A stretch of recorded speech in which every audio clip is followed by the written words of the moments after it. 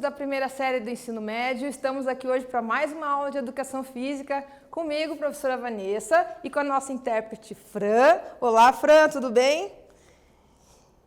E antes da gente começar a aula, a gente vai iniciar com os recadinhos, que é com relação a confirmar a presença no Classroom, ou através de atividades impressas na sua escola, ou então através da entrega do caderno. Verifique qual que é o cronograma da sua escola e tente fazer o que é melhor para você.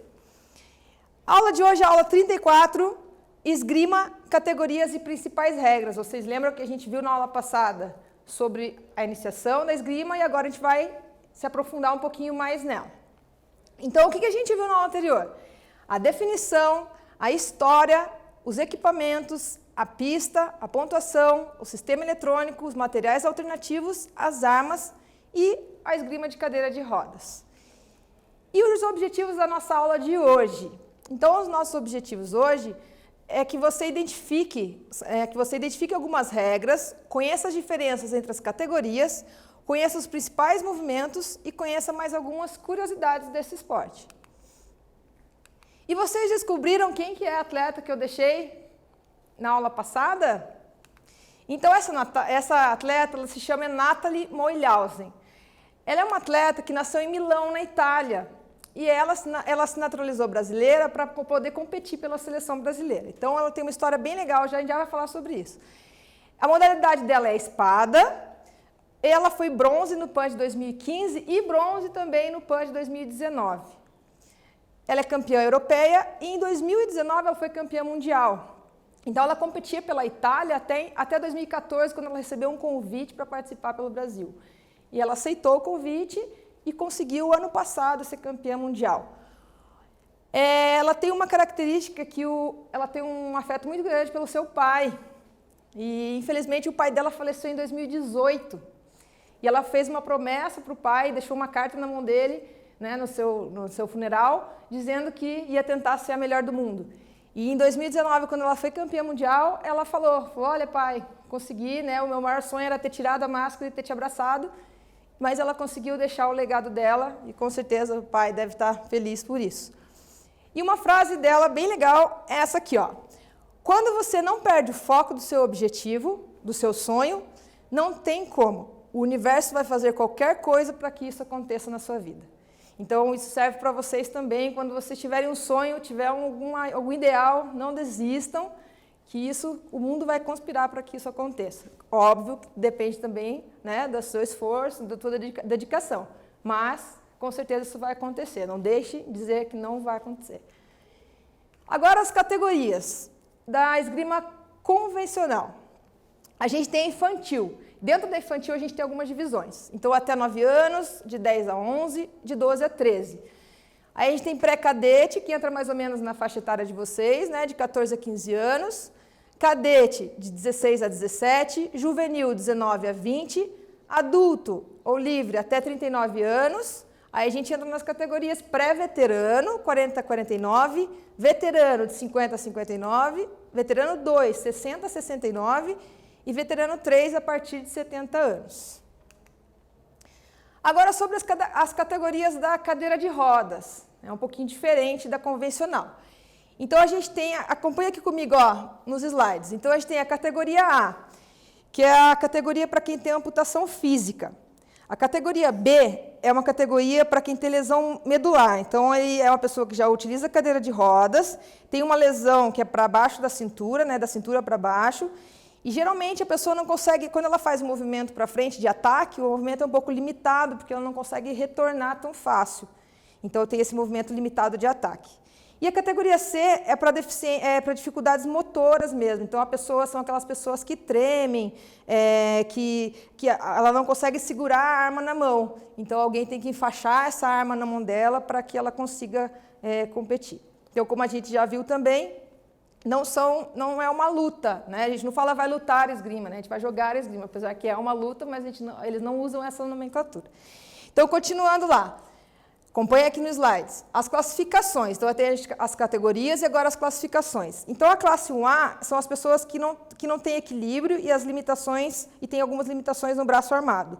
A 1B são as pessoas que sem equilíbrio também, limitação também no braço armado. Aí aqui a diferença é que um é mais comprometido do que o outro.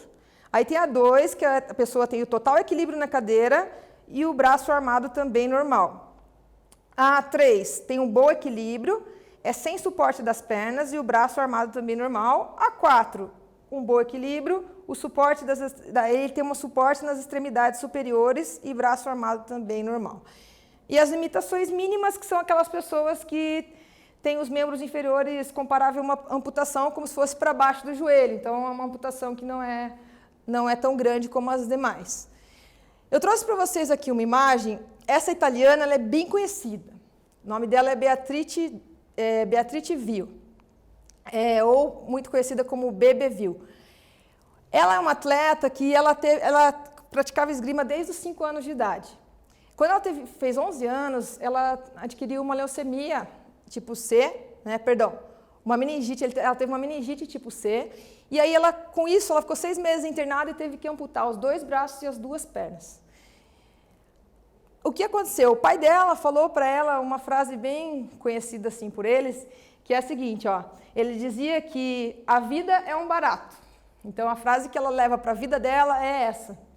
E é engraçado que uma entrevista dela, ela fala assim, não, mas lutar em esgrima de cadeira de rodas é muito mais difícil, porque quando eu lutava na convencional, eu podia sair correndo para trás, né? Eu podia correr para trás, e agora eu não posso, eu tenho que enfrentar os meus problemas. Então, fica aí mais uma imagem de superação, para que a gente, por mais desafios que a gente tenha na vida, a gente tem que tentar superar. As regras. Se tornou paralímpico em 1960, bem recente. A gente está em 2020, bem recente. A pista ela é diferente, ela só tem 4 metros de comprimento por 1,5 de largura. E nessa pista tem um suporte metálico, e esse suporte ele comporta as 2 cadeiras. Daí tem no meio como se fosse um filete que segura as 2, né? Então, ela é um suporte que é colocado em cima da pista, e daí encaixa a cadeira e essa cadeira é presa ali. Caso a cadeira se mova, pode ser que aconteça, então a cadeira se mexer, sair do lugar, ou então o atleta se levante um pouco, né? Ele está ali duelando, às vezes na empolgação ele acaba saindo um pouco do lugar, levantando. O que acontece? A luta reinicia, né? Volta o placar, volta o tempo e eles começam de novo. O florete, um pouquinho diferente da convencional também, o toque é no torso, né? Os braços não contam, né? A cabeça, então é só no torso, e é com a ponta da arma. Na espada, o toque é acima do quadril e também com a ponta da arma. E no sabre, são somente os homens e os toques em todo o corpo e toda a lâmina, tá? Da arma. Lembrando que aqui neles, eles usam como se fosse uma saia protetora, como eles estão sentados, para não ter perigo de machucar os membros inferiores. E agora a gente vai para o primeiro exercício. Sobre a esgrima de cadeira de rodas, uma característica é pista com comprimento menor, e no sabre somente os homens participam. B, pista igual e no florete somente mulheres participam. C, no florete o toque pode ser realizado nas pernas. E D, as regras não mudam e a diferença está no uso da arma katana. Quero ver se vocês conseguem acertar essa, a gente já volta com a resposta.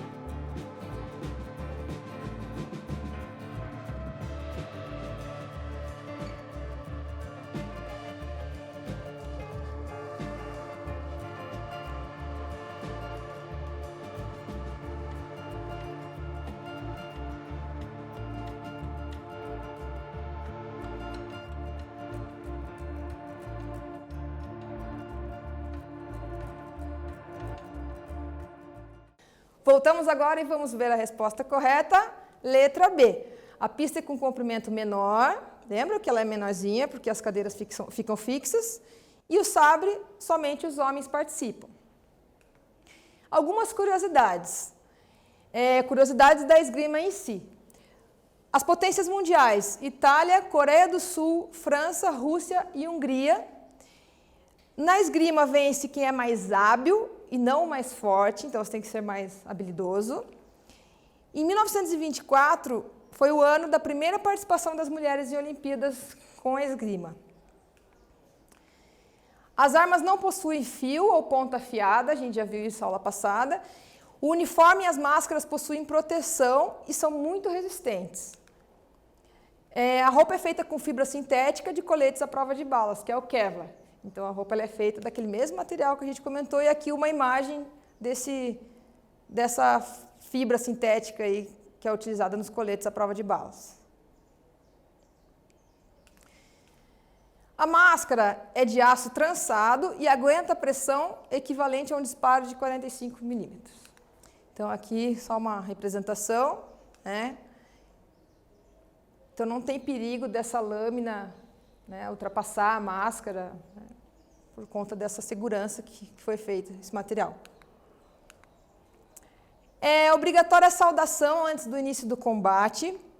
Essa saudação, geralmente, quando você entra para o combate, você entra com a sua máscara, a sua arma, né? Então você aponta para o público de um lado, aponta para o público do outro e espera a arbitragem dizer em guarda. Aí você vai se preparar para começar o combate. Aqui mais ou menos mais algumas imagens para vocês verificarem isso. E mais um exercício. Qual capacidade física é mais característica da esgrima? A. Equilíbrio estático. B. Resistência muscular. C. Força isométrica. Ou D. Agilidade. Respondam, esta bem fácil, a gente já volta.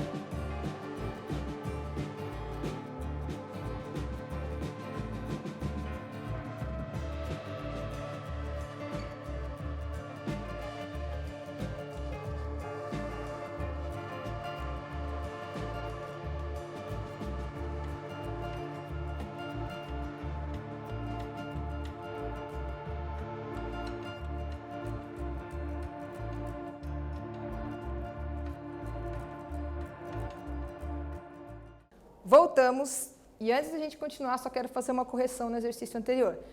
Eu falei para vocês que a resposta certa era B, mas na verdade a resposta certa era a letra A, tá? Então vamos lá, resposta do exercício 2. Qual que é a capacidade física, então, que mais característica da esgrima? Letra D, a agilidade. A pessoa tem que ser ágil para se dar bem na modalidade esportiva. Agora vamos falar um pouquinho sobre as posições e os movimentos da esgrima. Em guarda é um dos movimentos principais, porque é ele quem inicia um jogo. O árbitro geralmente fala em guarda, os atletas eles fazem o movimento, ficam parados esperando para que ele dê início ao combate. Então, ele permite ao esgrimista estar preparado para o combate e para a sua defesa. Eles estão em guarda esperando para começar o combate. Marchar é o movimento para o atleta avançar, é o deslocamento dele para frente. Então, ali ele está marchando e fazendo mais um outro movimento que a gente vai ver ali na frente. E o romper é o movimento para o atleta recuar, é o deslocamento para trás. Então, ele marcha e ele rompe. E aqui a gente tem os dois juntos, ó. A menina está marchando e provavelmente o professor ali está rompendo. Próxima estocada, que é o golpe com a ponta da arma.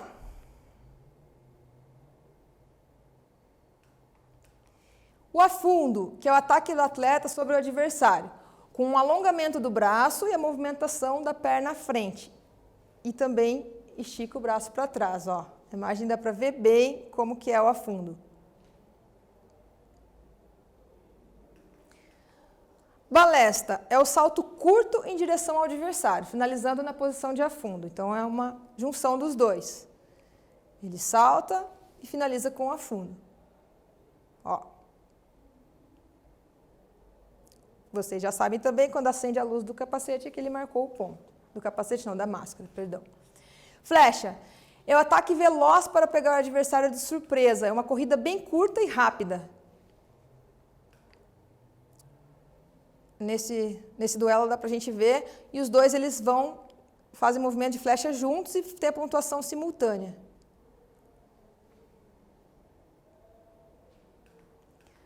Reprise, golpe à frente, procurando tocar o corpo do oponente com a arma, depois do lutador estender a perna dianteira.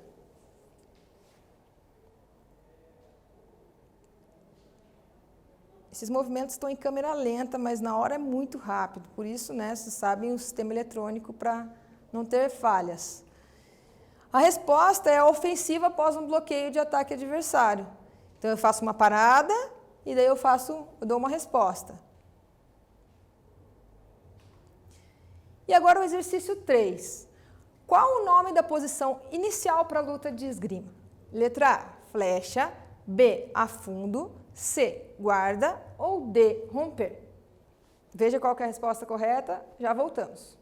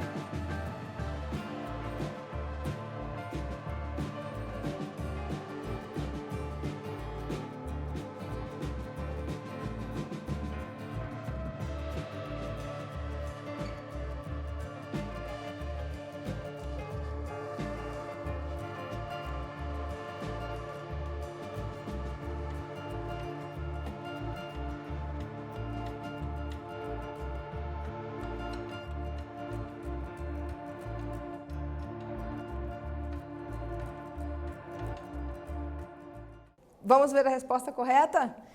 Essa estava bem fácil. Resposta C, guarda. Então, lembra que eu comentei? Ele fica em guarda antes do início do combate. Agora, sobre uma questão eletrônica que é utilizada, como nós conversamos também.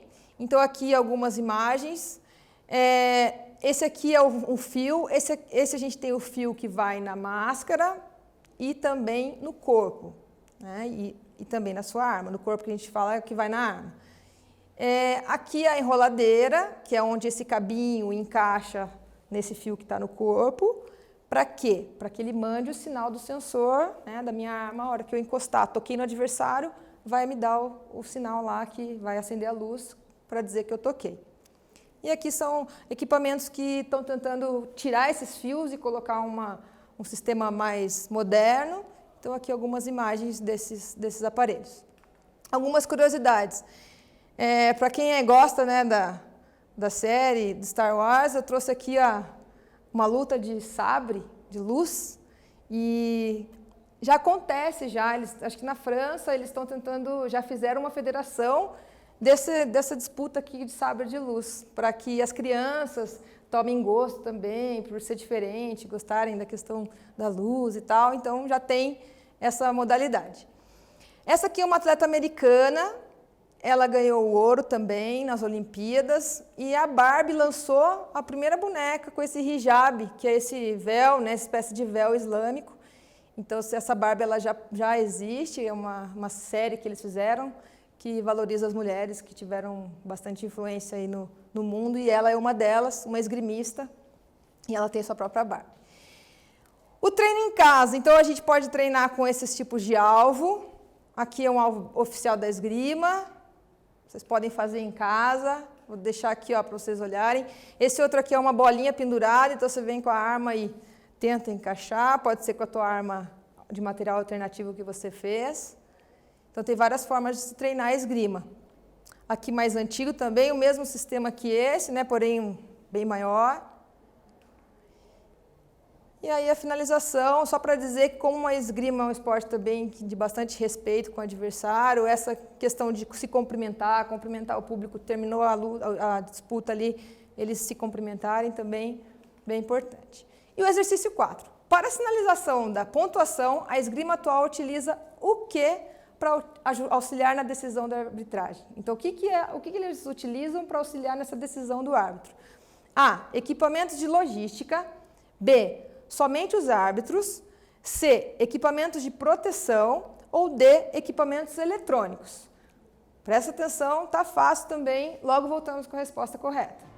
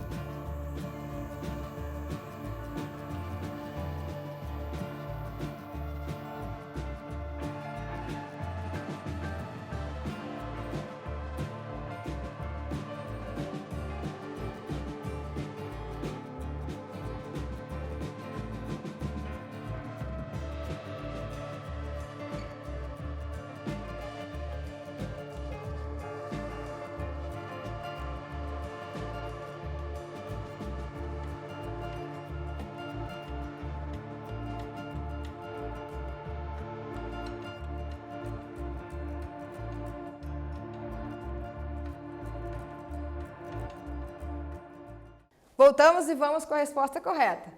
Então, a resposta correta é a letra D, equipamentos eletrônicos, como a gente viu no slide passado, os fios e todo aquele mecanismo que é utilizado para auxiliar na marcação da pontuação. E agora, para finalizar a nossa aula, eu deixo uma imagem de uma pessoa. Essa é bem difícil de responder, mas vocês vão entender na próxima aula por quê. Então, deixo vocês com a curiosidade. Me despeço aqui. Muito obrigada pela presença de vocês, pelas aulas, professores que assistem. Obrigada às pessoas que organizam todo esse projeto. Fran, muito obrigada. Muito bom estar aqui com você. E até logo, a gente se vê. Tchau, pessoal.